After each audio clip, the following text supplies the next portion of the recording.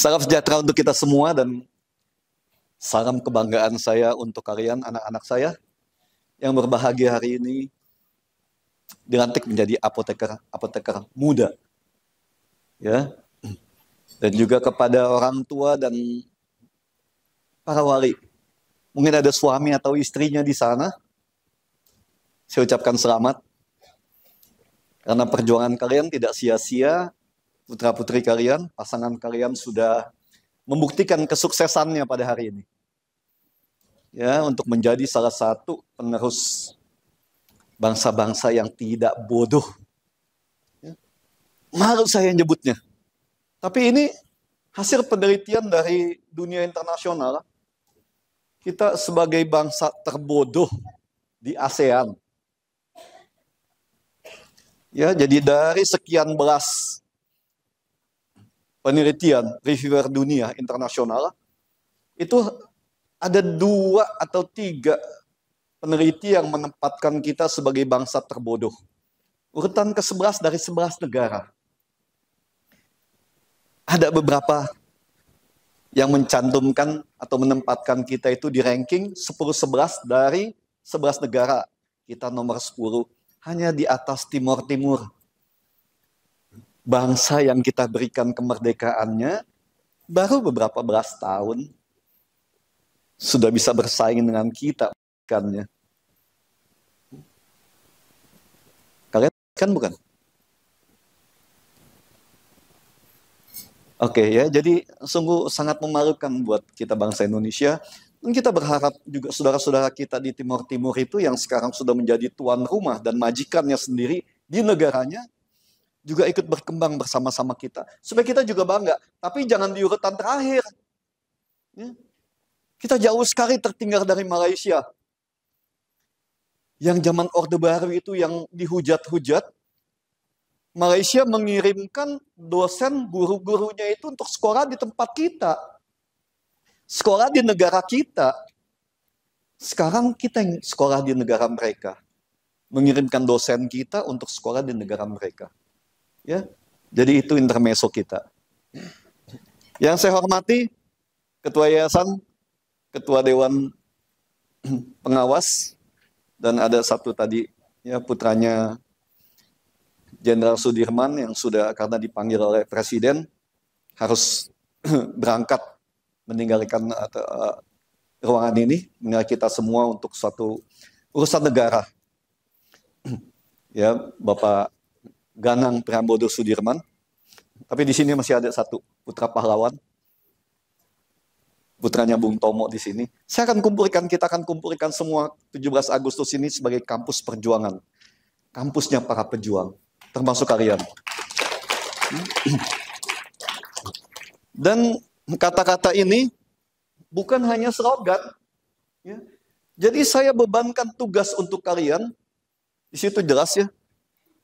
Generasi unggul apoteker muda Indonesia kalian ini untuk memperjuangkan, mengentaskan bangsa Indonesia untuk keluar dari kriteria bangsa terbodoh di ASEAN.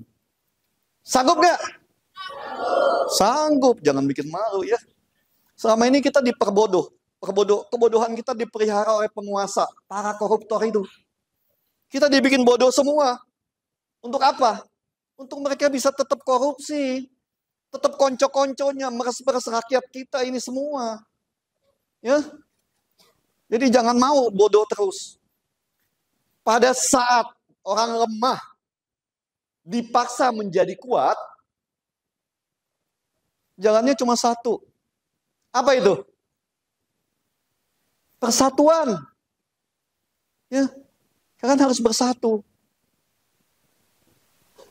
Saya orang Indonesia, saya lahir di Indonesia, saya besar di Indonesia. Saya punya hari ini karena Indonesia. Dan saya akan mati di Indonesia. Jadi salah satu tugas saya dengan kelebihan yang Tuhan kasih saya karena Indonesia adalah membangun, mendidik, memberikan semangat perjuangan kepada kalian, putra-putri saya di sini, untuk bersama-sama berjuang. Mengentaskan kebodohan dan kemiskinan yang dipelihara oleh penguasa-penguasa korup. Paham itu ya? Kita sengaja dibuat miskin, kita sengaja dibikin bodoh supaya suara kalian itu bisa dibeli dan dipakai pada saat kampanye seperti ini.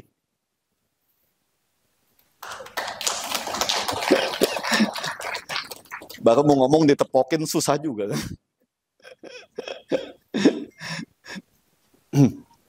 Jadi itu yang harus kalian perhatikan ya. Kalau disebut-sebut tentang Pancasila, saya mau sebut Pancasila itu masih ada gak sih? Masih. Tapi dipakainya itu hanya sebagai pajangan di dinding para pejabat. Ya, ditaruh di dinding yang dingin sejuk supaya dia ada di zona nyaman. Kalau dia di zona nyaman kan diam aja dia, sama kayak kalian. Kalau dikasih zona nyaman, diam, tenang. Rakyat mau susah, rakyat mau gembel, rakyat mau makan atau enggak, masa bodoh. Rakyat terbodoh, ini tanggung jawab siapa? Apa yang menyebabkan rakyat menjadi bodoh, bangsa menjadi bangsa bodoh disebabkan apa? Yang di Indonesia itu disebut stunting. Sebenarnya bukan stunting, karena mau dipakai bahasa asing yang kalian rakyat juga nggak ngerti. Itu sama dengan idiot. Bodoh. Ikhlas kita disebut bangsa idiot. Jangan, kita berjuang. Keluarkan bangsa Indonesia dari kriteria bangsa bodoh, bangsa idiot. Dengan IQ yang hanya 78,49%. Nggak ikhlas kita. Ya, saya sebagai pembina di pendidikan, kok begini bangsa saya? Oh, ternyata racun-racunnya itu para penguasa. Menteri-menteri yang korup, yang katanya pembantu. Tapi pembantu kalau jalan duluan, majikan disuruh belakang. Itu pembantu di Indonesia. Ya, jadi kalian harus sadar. Yang tadi saya sebutkan. Pada saat kita-kita yang lemah dipaksa untuk menjadi kuat, cuma satu jalan keluarnya. Bersatu. Ya. Kalau ada yang sebut, kita yang jaga Pancasila. Jaga di mana? Iya, jagain di dinding. Supaya jangan kemana-mana. Kemarin Presiden mengeluarkan statement. Beliau kaget. Pak Jokowi kaget. Ternyata sarjana postgraduate. Postgraduate itu S2 dan S3 itu hanya jumlahnya 0,45%. Kaget beliau. Vietnam dan Malaysia itu jumlahnya 2,49%, 2,50%. Kita jauh tertinggal dari bangsa Vietnam yang katanya kecil. Dari bangsa Malaysia yang dulu belajar sama kita. Kenapa? Ya karena itu pembodohan yang dipelihara oleh negara. Ya. Betapa susahnya kita menyelesaikan apalagi yang kalian ini yang farmasi ya. Banyak-banyak orang yang ngakunya pintar atau sok pintar, pejabat tinggi di farmasi, yang justru bukan membantu generasi muda untuk bisa berkembang, membantu dan menjadi kaderisasi, tapi justru mempersulit generasi muda untuk mempelajari dan mengembangkan ilmu farmasinya. Makanya kita selain jamu, nggak ada yang kita bisa buat. Semuanya serba mengambil produk dari luar. Mengambil royalti, bayar uang royalti dari luar. Kecuali jamu, kita jamu bisa memang. Kita banyak pabrik jamu. Tapi yang lainnya nggak ada.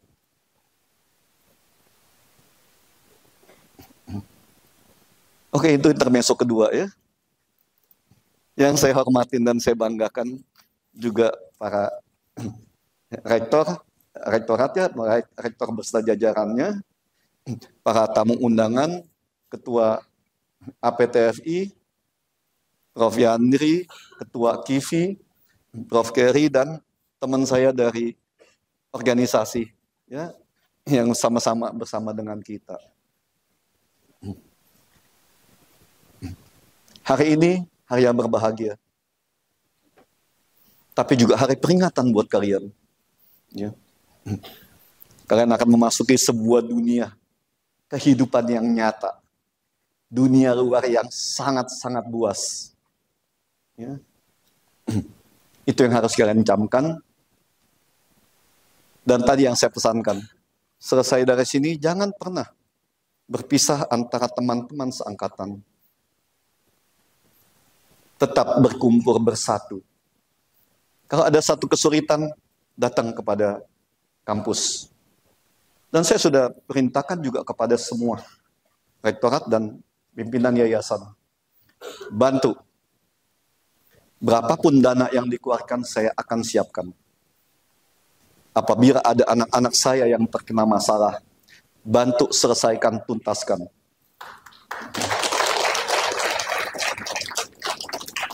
Saya tidak ingin anak-anak saya mendapatkan masalah. Jadi jangan pernah keluar dari keluarga besar alumni dari UTA 45 Jakarta. Ya, hubungan tetap harus dijaga, hubungan baik dengan pimpinan dan teman-teman di rektorat. Ya, jadi tadi saya tegaskan, saya sudah perintahkan kepada Pak Rektor dan jajarannya, kepada ketua yayasan dan jajarannya semua. Ya, di sana ada ketua Dewan Pembina yang mantan Jaksa Agung. Kita ada 2 mantan Jaksa Agung di sini yang siap membantu kalian menyelesaikan semua apabila ada yang ingin menyusahkan kalian. Kalau selama ini yayasan nggak pernah ikut campur, kali ini saya perintahkan yayasan untuk turun langsung. Selesaikan semua permasalahan-permasalahan anak-anak kita. Berapapun biayanya. Kalau saya harus jadi penjahat, karena kebutuhan anak-anak saya, harus menyuap para koruptor itu, ya, karena menjalankan hukum itu harus cuap. Jadi bandit juga kan, jadi penjahat. Saya jadi penyuap. Nggak apa-apa. Saya akan jadi penjahat. Saya akan siapkan dananya untuk menyuap. Untuk menyogok oknum-oknum penegak hukum itu, supaya kasus-kasus kita bisa jalan. Ya, jadi ini KPK ini, dengar nih KPK nih ya. Kalian membentuk rakyat Indonesia, pengusaha Indonesia jadi maling semua. Jadi bandit semua. Karena sistem yang kalian bentuk. Ini pemerintah kita. Ya. Kemarin kita diskusi, Pak, jangan sebut, kalau mau sebut bajingan itu bajingan aja. Jangan buajingan. Itu konotasinya nggak bagus katanya. Jadi kalau buajingan dalam bahasa Jawa itu nggak benar kan? Ya tapi inilah ya, saya ingin ke depan dalam pemilihan umum ke depan, kalian jangan pernah absen, masuk pilih yang terbaik, ya, pilih yang bisa mengayomi dan memberikan kesejahteraan serta persatuan buat kita semua. 9 tahun ini, saya flashback sedikit ya. 9 tahun ini saya bicara, kemarin ini saya bicara banyak selama ini kan. Saya bicara dengan teman-teman rektorat dan yayasan, dengan ada teman-teman juga, pas kebetulan ada teman-teman dari istana datang ya ke kampus kita diskusi banyak, ada beberapa kawan saya dari istana itu yang datang, kita sama-sama. Saya nanya, sebenarnya 9 tahun kemarin ini yang jadi pemimpin di negara kita ini siapa sih? Presidennya Pak Jokowi. Ya. Simbolnya Pak Jokowi sebagai presiden. Tapi dari mereka menyebutkan, Pak Jokowi itu cuma petugas partai 9 tahun, Pak. Majikannya siapa? Ya majikannya ketua partai. Jadi yang memimpin bangsa ini 9 tahun siapa? Karena yang jadi presiden cuma petugas partai.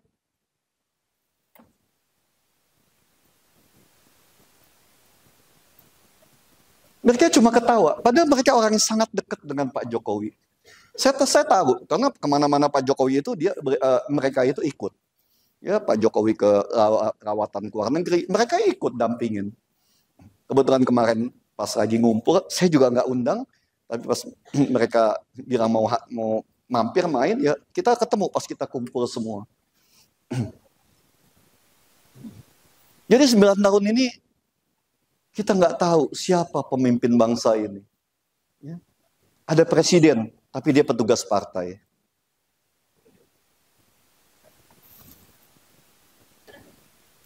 Ini siapa ini? Kamu ketua BAK siapa? Ini siapa nama kamu? Eh, Alam, ketua BAK. Dia petugas di BAK. Oh, di ICT, sorry.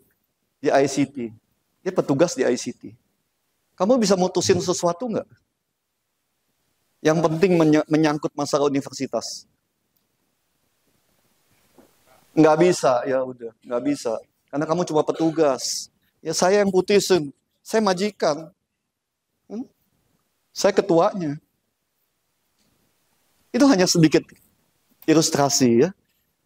Jadi kalau kalian mau pemilu ke depan, hati-hati. Apa masih mau memilih petugas partai? Hah?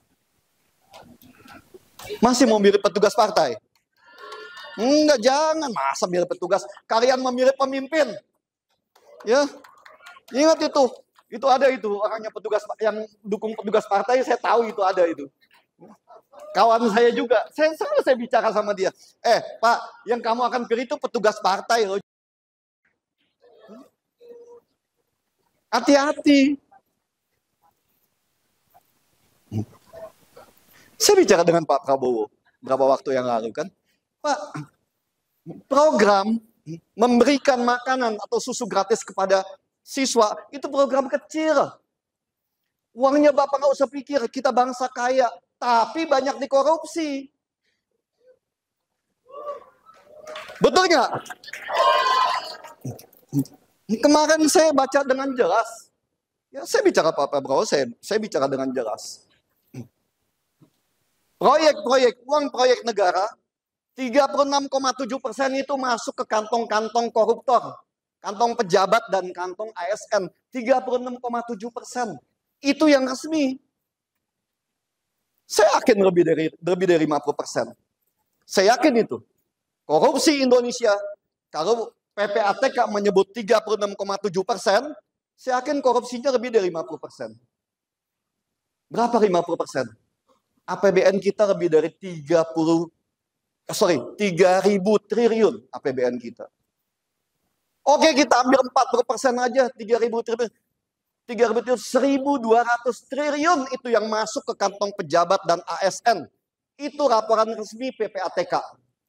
Ya, jadi bukan Rudiono mengada-ngada, bukan. Buka itu laporan PPATK. 36,7%. Kalau saya punya itu 40%. Saya bekas pengusaha, saya bekas bandit.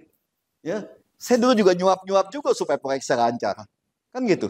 Tapi itu udah lebih dari 20 tahun yang lalu. Saya sudah, sejak tahun 2000-an, saya sudah nggak pernah bisnis di Indonesia. Ya. Dulu saya juga bekas penjahat. Supaya proyek saya jalan, saya ikut main juga. Kerjaan saya terakhir itu pembangunan jalan tol Jakarta-Bandung. Pada Reji itu proyek saya terakhir. Ya. Ya, setelah itu saya udah nggak main-main cawe-cawe lagi. Jadi permainan mereka juga saya tahu semua, bagaimana menyogok supaya saya aman, proyek saya tidak diperiksa. Ya. Dan pembayaran saya bisa tepat waktu, bisa cepat. Kan itu. Makanya proyek kita nggak pernah ada yang bagus, dan uang proyek itu tidak akan pernah 100% menjadi barang jadi di Indonesia. Jadi kalau mau jujur ngomong sama pengusaha, maling manapun juga kita bisa buka. Makanya saya bilang, saya sampaikan kepada pimpinan universitas dan yayasan, jaga harkat dan martabat bangsa kita. Ya, bela anak-anak kita. Kalau saya mesti jadi penjahat lagi, saya jadi penjahat lagi. Ya. Tapi saya ingin mahasiswa-mahasiswa kita bisa sejahtera, tidak diganggu oleh apapun. Berapapun biayanya. Saya akan siapkan itu. Walaupun nanti saya juga jadi bandit ya, pasti dikejar juga sih. Tapi nggak apa-apa, saya siap. Untuk bangsa Indonesia yang lebih baik ke depan. Ya. Untuk bangsa kita. Ya, bukan untuk siapa-siapa. Untuk kita bisa keluar dari bangsa terbodoh di ASEAN. Pak Menkes dengar nih. Ya, bangsa kita undang Menkes tapi nggak datang mungkin ya. Ini bangsa kita bangsa terbodoh, ini tanggung jawab Anda loh Pak. Ini tanggung jawab Anda ini. Bangsa bodoh karena gizi yang dikorupsi oleh antek-antek yang ada di lingkungan kalian. Pendidikan postgraduate yang hanya 0,45%. Nadim, ini tanggung jawab kamu loh. Anak muda. Nggak apa-apa, supaya mereka tahu.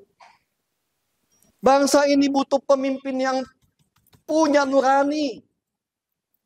Untuk mengangkat bangsa ini keluar dari bangsa terbodoh di ASEAN. Ya. Kekurangan gizi apa? Jadi program yang Pak Prabowo sampaikan itu bukan program yang ngomong itu karena mereka nggak ngerti. Oh itu nggak mungkin, duitnya dari mana? Duit koruptor itu ribuan triliun setiap tahun dikorupsi. Ya, jadi jangan bilang, oh duitnya dari mana? Nggak usah cari kemana-mana. Saya sampaikan ke Pak Prabowo, Pak Bapak jangan cari kemana-mana. Perbaikin aja itu korupsi. Ya, kalau nggak bisa tuntas sekaligus, selesaikan. Dari 36,7%, ambil 20%-nya, tangkepin itu. Perbaikin sistem hukum. Karena kita rusak karena sistem hukumnya korup. Karena kita dikuasain oleh koruptor sistem hukum kita. Jadi Pak Mahfud sampaikan, hukum kita compang-camping. Jangan percaya kampanye-kampanye hanya untuk sebuah kekuasaan. Ya, ingat pengalaman, catat itu. Selama ini mereka bekerja, mereka ngerjain apa aja. Jadi jangan kalian disibukkan atau dikonotasikan. Jadi kalian mesti ingat itu. Bangsa kita butuh pejuang-pejuang muda seperti kalian. Ya. Jadi jangan selalu kita diingatkan konotasi, oh Cina 98 ini kalian dikejar-kejar ini itu. Enggak, itu permainan politik. Bukan nggak ada kejadian itu ada, betul. Betul ada kejadian 98. Kasus Kanjuruhan, kalian ingat nggak? Ingat, ratusan orang mati di sana. Kasus Rempang baru-baru ini ingat. Kasus Wadas. Kasus Kalimantan Selatan. Kemana berita itu? Kenapa hanya masalah Prabowo yang diangkat? Yang udah 98, udah sekian puluh tahun. Kenapa begitu bencinya dengan itu?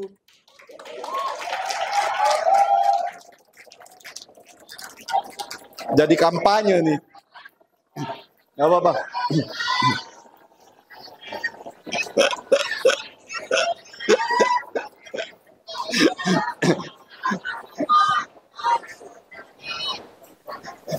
Itu pendukung Amin sama pendukung Ganjar ngeliatin saya sambil ketawa.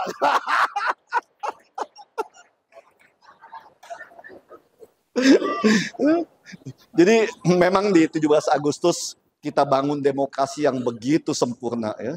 Jadi pimpinan pun semuanya nggak satu kata. Ya. Ketua Dewan Pengawas kita itu orangnya Amin itu. Pendukung fanatik Amin. Ketua yayasan kita itu masih goyang-goyang, saya belum tahu, tapi saya lagi racunin terus juga sih.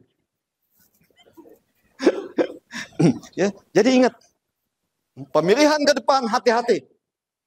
Kita sudah 9 tahun, 1 tahun ini Pak Jokowi sudah keluar menunjukkan siapa beliau. Dari dulu saya sampaikan, Pak Jokowi itu orang baik. Coba kalian lihat, kalau lihat wawancara-wawancara atau podcast saya, ya, saya selalu sampaikan di situ, dari beberapa tahun yang lalu. Saya adalah salah satu pendukung itu, kalau ada aktivis-aktivisnya, 2013 itu saya adalah salah satu donatur fanatiknya Joko Widodo dengan nawacitanya waktu itu. Nawacita, tahu nawacita kan? 9 keinginan untuk memperbaiki bangsa ini. Tapi karena dia cuma petugas partai, pesuruh partai, cuma jongos partai, ya nggak bisa apa-apa juga. Apa yang bisa dilakukan oleh petugas partai?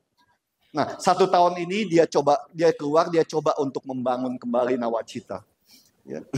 Terakhir saya mendapat laporan tentang reformasi birokrasi yang akan dijalankan dalam waktu yang sangat dekat ini, sekarang ini.